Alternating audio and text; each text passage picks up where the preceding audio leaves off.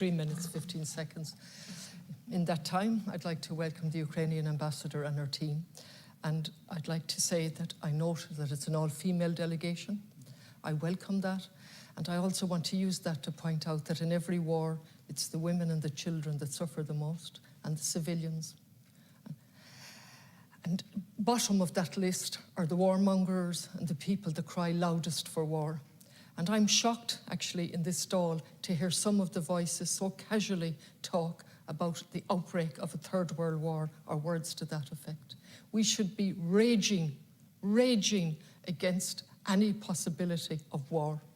We should be using our voice as a neutral, powerful country, and we have a powerful voice if we use it, which has long been recognized and given respect, because we have carried out our role as an independent, neutral country with integrity and as part of the UN missions. And I am sitting here, and I've listened in my office and here, I am truly horrified as a woman, a mother and a female TD at the casual acceptance of war. I don't want to waste my time in giving my opinion of Putin. I'm on the record, an absolute dictator, no respect for democracy. But NATO's role in all of this has already been outlined by some colleagues on the left, certainly not on the right. NATO has played a despicable role in moving forward to the border and engaging in warmongering. And indeed, Ireland has been hypocritical on many levels. But let me take the positive thing first. Let me take Simon Coveney's call for us to focus on dialogue and diploma. I hope to God he does that, and I will fully support him.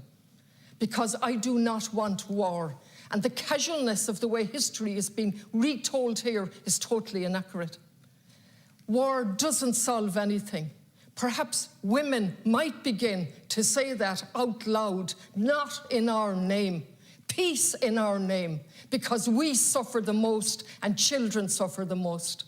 And when we look at our outrage over the Russian army in our waters, and rightly so, that outrage, it wasn't matched by outrage over NATO exercises in our waters. We turned a blind eye to that.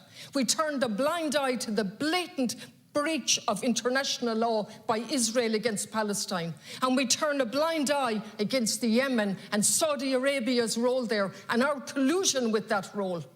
So I take no lectures from any male TD in this chamber in relation to standing up and seeing the reality. I know the reality. I have read everything I can get and looked at every possible document in relation to war, and it solves nothing. I stand firmly with the Ukraine. I can't, it's unimaginable what you're facing. And even more unimaginable is a third world war for NATO. We now look forward to a compass, I'll finish on that, a critical compass, when we have lost our moral compass.